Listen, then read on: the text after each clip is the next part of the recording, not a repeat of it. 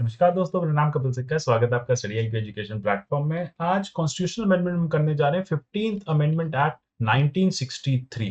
ये जो एक्ट लाया गया था, ये हाई कोर्ट और सुप्रीम कोर्ट में कुछ चेंजेस करने के लिए लाया गया था। यहाँ पे कुछ एक्स्ट्रा एडिशनल बेनिफिट देने थे हाई कोर्ट के जजेस को, तो इसलिए ये कॉन्स्टिट्यूशनल अमेंडमेंट एक्ट लाया गया। जैसे कि देखा, 13 साल के कॉन्स्टिट्यूशन में भी जस्टिस का जो प्रोसेस है वो काफी स्लो हो रहा था। तो ऐसे में हमारे कॉन्स्टिट्यूशन मेकर्स को लगा कि हमें हाई कोर्ट्स में कुछ अमेंडमेंट्स करने पड़ेंगे, वर्किंग पैटर्न चेंज करना पड़ेगा। जैसे कि मैं आपको बताऊं कि जजेस को 62 ईयर्स में रिटायर कराना पड़ेगा, पहले 60 साल में रिटायर होने थे। एडिशनल जजेस को बेनिफिट देने पड़ेंगे। एडिशनल जजेस का मैकेनिज्म अपॉइंट करना, उनके अपॉइंट करने का मैकेनिज्म, उनको उनको एडिशनल जजेस को ट्रांसफर करने का, या फिर इन इन केस आपको हाईकोर्ट के जजेस को ट्रांसफर करना है तो उनको ट्रांसफर करने का मैकेनिज्म। साथ ही साथ अगर कोई जज रिटायरमेंट के बाद एडवोकेट प्रैक्टिस करना चाहता है, एडवोकेट प्रैक्टिस करना चाहता है, तो उसके उस प्रोफेशन में भी बात आना है। तो ये सारे चेंजेस यहाँ पे लाने की कोशिश की गई। जानेंगे सब कुछ इस वीडियो में कि क्या क्या अमेंडमेंट्स किए गए और कैसे हमारी जुडिशरी को फर्दर स्ट्रेंथन किया गया। राजस्थान जुडिशरी कोर्सेज के अगर आप प्रिपरेशन कर रहे हैं तो कोर्सेज इसके हमारे पास अवेलेबल हैं। राजस्थान जुडिशरी के अलावा बाकी कोर्सेज भी आप अवेल कर सकते हैं। डिस्क्रिप्शन में दिए लिंक के थ्रू इन कोर्सेज को आप परचेज कर सकते हैं। मेरे जितने भी वीडियोस आते हैं इन सबको आप मेरे टेलीग्राम चैनल @pdf से @कपिल लाइव से डाउनलोड कर सकते हैं। यहाँ से आपको पीडीएफ भी मिल जाएंगे। साथ ही साथ आप मुझे @कपिल से का ट्विटर हैंडल पे भी फॉलो कर सकते हैं। बात करते हैं 63 के कॉन्स्टिट्यूशन अमेंडमेंट 15 की। ऑब्जेक्ट और रीजन क्या था? आर्टिकल 124 को अमेंड करना, जजेस की एज को यहाँ पे चेंज करना। 128 में जजेस के ट्रांसफर को, एडॉक जजेस को इंश्योर करना। 217 में हाई कोर्ट में कुछ चेंजेस लेके आना। 220 में, 224 ए में हाई कोर्ट में चेंजेस करना। और साथ ही साथ सबसे इंपॉर्टेंट 226 में जो रिट का प्रोसेस है उसे और ज्यादा स्ट्रेंथन करना, यानी जो रिट्स आप सुप्रीम कोर्ट में फाइल करते हैं वो आप हाई कोर्ट में भी फाइल कर सकते हैं, रिस्पेक्टिव ऑफ द जुरिस्डिक्शन। ये सारे चेंजेस यहाँ पे किए गए। सबसे पहले जानने की कोशिश करते हैं 217 में क्या हुआ। देखो, 217 में ओरिजिनल कॉन्स्टिट्यूशन 60 ईयर्स थी हाई कोर्ट के जजेस की रिटायरमेंट एज। इसे बढ़ा के 62 ईयर्स किया गया। कहा गया 2 साल जजेस को और मिल जाएंगे तो वो जल्दी जल्दी केसेस को डिस्पोज ऑफ कर पाएंगे। साथ ही साथ जजेस की एज को लेके कोई अगर क्वेश्चन रेज होता है तो उसको डिसाइड सिर्फ प्रेसिडेंट ही कर पाएंगे। पूरी पावर दे दी गई कि सुप्रीम कोर्ट और हाई कोर्ट के जजेस की एज को लेके कोई भी क्राइसिस होता है, कहीं पे कोई डॉक्यूमेंट मिसिंग है, कहीं पे जजेस की एज को लेके कोई कोई क्वेरी आती है, तो उस पे फाइनल डिसीजन, फाइनल कॉल लेंगे हमारे प्रेसिडेंट साहब। तो प्रेसिडेंट डिसाइड करेंगे कि हाँ, ये पर्सन ठीक है, 62 ईयर्स का हो गया, इसे रिटायर कर दो। नहीं, अभी इसका 1 साल बचा है, इसे अभी रिटायर नहीं करना है।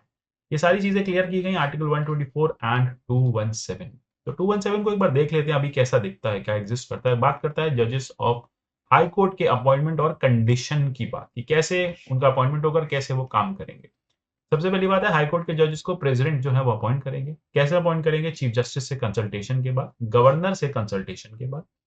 अगर कोई पर्सन को आपको हाई कोर्ट का जज अपॉइंट करना है तो उस पर्टिकुलर हाई कोर्ट के चीफ जस्टिस से भी प्रेसिडेंट कंसल्ट कर लेंगे। ये सब फाइनल होने के बाद उस पर्सन को अपॉइंट कर दिया जाएगा। 62 साल की एज तक वो पर्सन हाई कोर्ट में एग्जिस्ट करेगा, हाई कोर्ट में अपने कार्यकाल को संभालेगा। रिजाइन करना है तो अगर जज को जाना है, रिजाइन करना है, तो रेजिग्नेशन हाईकोर्ट के कहां देंगे? प्रेसिडेंट को ही देंगे। प्रेसिडेंट साहब को रेजिग्नेशन लेटर लिख के बता देंगे कि मैं जाना चाहता हूं। साथ ही साथ जज जो है उनको ऑफिस से रिमूव किया जाएगा, बिल्कुल सेम मैनर में आर्टिकल 124 वाला जो प्रोसेस है रिमूवल का। जिस तरह से सुप्रीम कोर्ट के जजेस रिमूव होते हैं उसी तरह से हाई कोर्ट के जजेस भी रिमूव किए जाएंगे। साथ ही साथ अगर कोई भी वैकेंसी आ जाती है, कोई भी अगर जज जो है वो वेकेट कर देता है अपने ऑफिस को, क्योंकि प्रेसिडेंट जो उनको ट्रांसफर कर देते हैं, तो यहाँ पे जो जो भी वैकेंसी आई है उसको दोबारा से इसी प्रोसेस से भरा जाएगा। तो ये सारी बातें यहाँ पे क्लियर कट लिख दी गई थी कि कैसे हाई कोर्ट काम करेगा। लेकिन एक बात और आ जाती है कि भाई ये देखा गया कि एक हाई कोर्ट से दूसरे हाई कोर्ट में जजेस का ट्रांसफर जो है वो जरूरी है, नेसेसरी कंडीशन है। अब इस ट्रांसफर में जजेस पे कुछ एडिशनल फाइनेंशियल बर्डन आ जाता है, तो इसलिए यहाँ पे आर्टिकल 220 में कुछ चेंजेस किए गए। ये कहा गया कि जजेस के जो भी ट्रांसफर होते हैं और उसमें कंपनसेटरी अलाउंस उनको सैलरी में से देना नेसेसरी है। साथ ही साथ जज जो है एक हाई कोर्ट से दूसरे हाई कोर्ट में जब ट्रांसफर किए जाते हैं, यूजुअली एक 220 में एक बार है जजेस के ऊपर। क्या बार है? देखो, 220 ये कहता है, लेट अस से मैं हाई कोर्ट ऑफ दिल्ली में जज रहा हूं, रिटायरमेंट के बाद मैं हाई कोर्ट में एज अ एडवोकेट प्रैक्टिस नहीं कर सकता। अब क्या हुआ, 13 साल में बहुत सारे जजेस का जो है वो ट्रांसफर होने लगा, मेरा जो अपॉइंटमेंट हुआ था दिल्ली हाई कोर्ट में हुआ, मैं रिटायर हुआ हूँ गुवाहाटी हाई कोर्ट में। तो अब मैं कौन से वाले हाई कोर्ट के सामने प्रैक्टिस नहीं करूंगा, ये क्लैरिटी नहीं थी। अब इससे क्या हुआ कि जज क्योंकि 3 4 5 7 हाई कोर्ट्स में काम कर रहे थे, काम कर चुके होंगे अपने कार्यकाल में, तो वो टेक्निकली स्पीकिंग वो कहीं पे भी लॉ प्रैक्टिस नहीं कर सकते रिटायर होने के बाद। तो इस टेक्निकल फॉल्ट को हटाया गया, इस टेक्निकल इनेबिलिटी को हटाया गया और कहा कि कोई भी पर्सन जो कॉन्स्टिट्यूशन कमेंस होने के बाद परमानेंट जज रहा है हाई कोर्ट में, वो उसी हाई कोर्ट के सामने प्लीड नहीं करेगा जहां पे उसका ओरिजिनल अपॉइंटमेंट हुआ था। ठीक है, यहाँ जहां पे का वो जज था वहीं के उसी में वो वहां पे प्लीड नहीं करेगा, बाकी वो केसेस में बाकी जगहों पे जाके वो कर सकता है। ठीक है, तो यहाँ पे क्लियरली कर दिया गया कि आर्टिकल 220 को अमेंड करो कि जो रिस्ट्रिक्शन है वो only apply to the High Court where he retires. ठीक है, जहां पे रिटायरमेंट हुआ वहीं पे प्रैक्टिस नहीं कर सकेगा, बाकी जगह पे प्रैक्टिस कर सके। जैसे समझ लेते हैं मैं दिल्ली हाई कोर्ट से मेरा अपॉइंटमेंट हुआ, मैं रिटायर हुआ गुवाहाटी हाई कोर्ट, तो फाइनली मैं गुवाहाटी हाई कोर्ट में था, तो गुवाहाटी हाई कोर्ट में कभी भी मैं एडवोकेट नहीं बन पाऊंगा, वहां पे मैं प्रैक्टिस नहीं कर पाऊंगा, बाकी किसी भी हाई कोर्ट में मैं प्रैक्टिस कर पाऊंगा। ठीक है, तो प्रोवाइडेड क्या होना चाहिए कि वो उस हाई कोर्ट में 5 साल एटलीस्ट रिटायरमेंट से पहले अपना कार्यकाल गुजारना चाहिए। मतलब रिटायर मैं 57 में गुवाहाटी हाई कोर्ट में गया, 62 में रिटायर हुआ, तो 5 साल के समय में अगर मैंने गुवाहाटी हाई कोर्ट में काटे हैं तो गुवाहाटी हाई कोर्ट में मैं प्रैक्टिस नहीं कर पाऊंगा, बाकी मैं किसी भी हाई कोर्ट में प्रैक्टिस कर सकता हूँ। इससे क्या होगा कि जजेस का जो ट्रांसफर है वो स्मूथ प्रोसेस हो जाएगा। जजेस को ये डर भी नहीं रहेगा कि देखो हम हमारे ट्रांसफर होते जा रहे हैं और हम इनेबल होते जा रहे हैं हम बाकी कोर्ट्स में काम करने के। अब एक जज पूरे अपने टेन्योर में 7 हाई कोर्ट्स में काम कर लिए, 7 हाई कोर्ट्स में जज अपॉइंट हो गए, अब वो 7 हाई कोर्ट्स में तो एडवोकेट बन नहीं सकते। ठीक है, अब बचते हैं उनके पास साउथ इंडिया के हाई कोर्ट्स, वहां वो वैसे काम नहीं कर सकते। तो ये टेक्निकल फ्लॉ हटाने के लिए ये कहा गया कि ठीक है आप दिल्ली हाई कोर्ट से लगे थे वहां तो कर सकते, जहां आप रिटायर हुए मतलब जो आपकी लास्ट कर्म भूमि थी वहां पे आप प्रैक्टिस नहीं करोगे, 220 सिर्फ वहीं आपको बार करेगा। इसके अलावा एडिशनल जजेस और एडहॉक जजेस के लिए 224A एक आया था 7th अमेंडमेंट में, यहाँ पे भी यही चेंजेस किए गए। 224A में क्लियरली कह दिया गया कि आप एडिशनल और एक्टिंग जजेस को अपॉइंट कर सकते हैं और वो भी 62 ईयर्स तक अपनी जॉब को अपनी एज को, अगर उनकी एज 62 ईयर्स है तो वो हाई कोर्ट में प्रैक्टिस हाई कोर्ट में एज अ जज रह सकते हैं। तो ये भी यहाँ पे चेंजेस किए गए कि सिमिलरली आप एडिशनल जज हैं, आप एक्टिंग जज हैं, आपने देखा होगा आर्टिकल 224 में 7th अमेंडमेंट के थ्रू क्या हुआ कि कॉन्स्टिट्यूशनल मतलब हमारे पार्लियामेंट को लगा कि हमारे पास जजेस की शॉर्टेज पड़ रही है, तो क्या करें एडिशनल जजेस को अपॉइंट कर लेते हैं, एक्टिंग जजेस को अपॉइंट कर लेते हैं। अगर लगता है हाई कोर्ट का जो काम है वो काफी ज्यादा बढ़ गया है, एरियर्स ज्यादा हैं, केसेस ज्यादा पेंडिंग है, तो आप एडिशनल एक्टिंग जजेस को ला सकते हैं, क्योंकि आपको पता होगा हाई कोर्ट के केस में कोई स्पेसिफिक नंबर ऑफ सीट्स नहीं है, मतलब इतने ही जज इस हाई कोर्ट में होंगे ऐसा कहीं लिखा नहीं है। High Court to High Court vary करता है, जैसा वहां काम होता है उतने ही नंबर ऑफ जजेस वहां पे अपॉइंट कर लिए जाते हैं। छोटा हाई कोर्ट है कम जजेस होंगे, बड़ा हाई कोर्ट है ज्यादा जजेस होंगे। तो इस तरह से ये प्रेसिडेंट के पास पावर है कि समय समय पे वो हाई कोर्ट में एडिशनल और एक्टिंग जजेस को भी अपॉइंट कर सकते हैं।